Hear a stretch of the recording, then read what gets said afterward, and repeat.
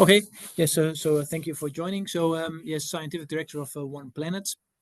So One Planet is the collaboration between imec, and the Belgium Research Institute on Silicon Integrated Photonics, Wageningen Agritech University, and the Medical University of the Radboud University in Nijmegen.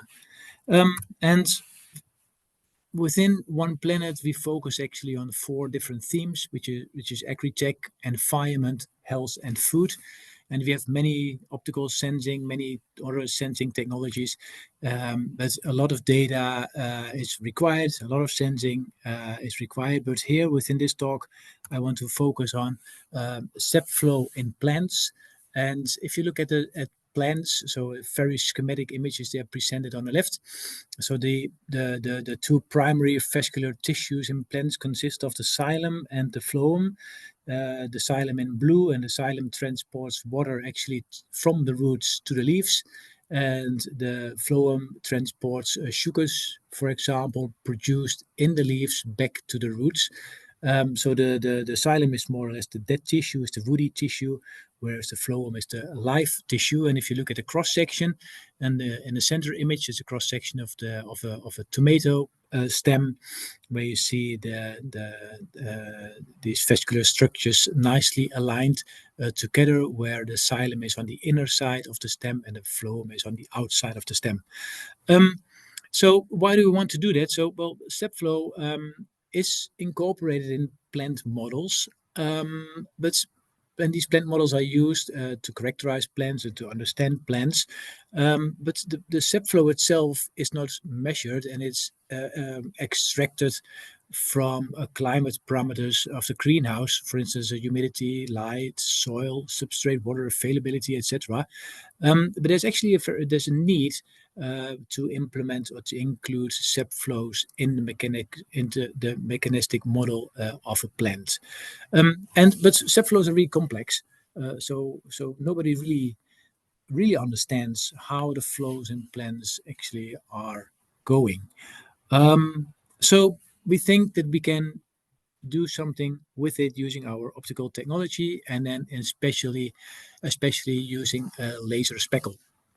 And here in this image, it shows a very schematic representation of a laser speckle, where you use a coherent light source to illuminate the plant, and the light is reflected back, and it interferes, and it creates this speckle image, consisting of bright dots and by constructive interference, and black parts of destructive interference.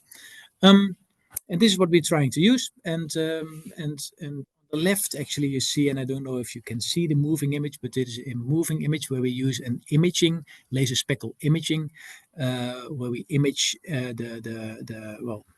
to create an actually image of the leaf, but look at the speckle, and you see some of the speckles, they move a little bit, or they flicker, go from black to white, and and that gives an idea on or is a measurement of the step flow actually in the leaf. But you can use mathematics, and then you can extract the image on the right, which actually is a representation of the flow speed in particular parts of the leaf, where you have high activity and low activity. But this is quite complex, and we want to simplify it, of course.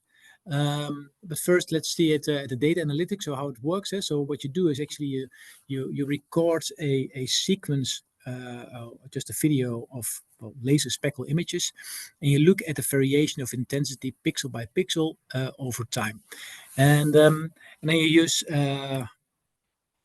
For example, we use LASCA, which is laser speckle contrast analysis, pixel by pixel over time. So you get a whole nice line of intensities varying over time. And you can do the contrast, the temporal LASCA, which is looking at the contrast over the average intensity over time. And the other technology we use mostly is the G2 or the DT or the D2 functions, which actually extract the time correlation constant from the speckle data. So how constant actually is the speckle data over time? So if the speckles, or if the intensity in a single pixel doesn't change over time, then basically there is no flow. If the speckle intensity changes over time, there is flow, and the more it changes over time, or the faster it changes over time, the more flow there is. So that's the basic idea behind this.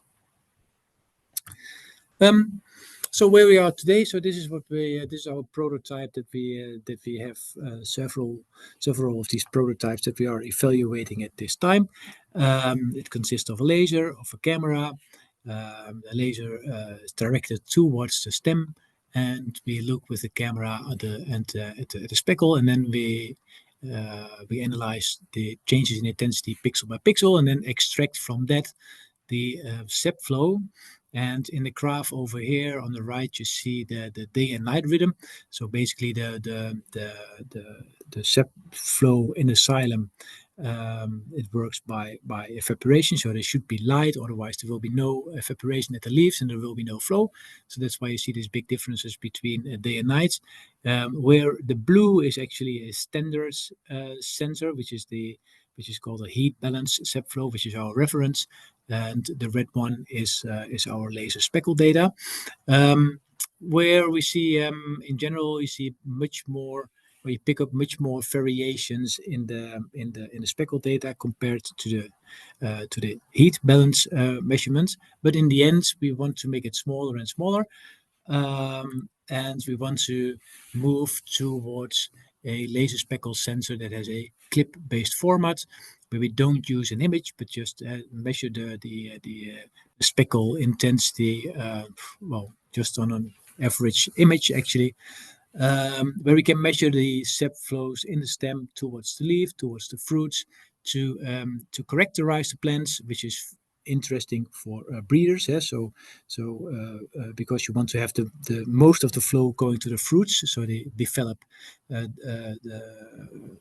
best, and the high, to have the highest yields, and we want to have this spec, or this clip, run on a wireless battery operated, and it should be small, and it should the battery should at least last the full production cycle, in this case of a tomato plant, which is, well, I said 3 to 6 months. That would be very ideal to do. So that is what we are working on.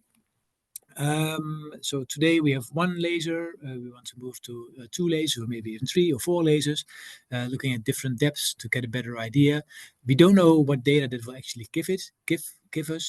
We will find out how it works, and what will it tell us about the health status of the plant. And in the end, you want to implement or integrate this SEP flow measurement into the climate control system, whereas currently the plant status is now determined by the grower by simply looking at the plant and say, well, I need a little bit more humidity, higher temperature, etc., more light. But the plant status itself is not part of the greenhouse climate system. So by having these SEP flow sensors, hopefully the plant status can be included into the control loop for the greenhouse climate. And well, you see this already happening. It's with greenhouse systems becoming more and more autonomous. So it's really needed to have these sensors, and we believe that SEP flow can be a very nice sensor to add to this control loop. Well, with our technology, with our in-house technology on integrated photonics and low power and wireless communication, we think we are able to create this very nice laser speckle sensor. And with that, thank you for your attention. And so if you're interested in working together with us on further developing this clip size-based laser speckle, joint applications or other opportunities, well, feel free to contact me. Thanks again.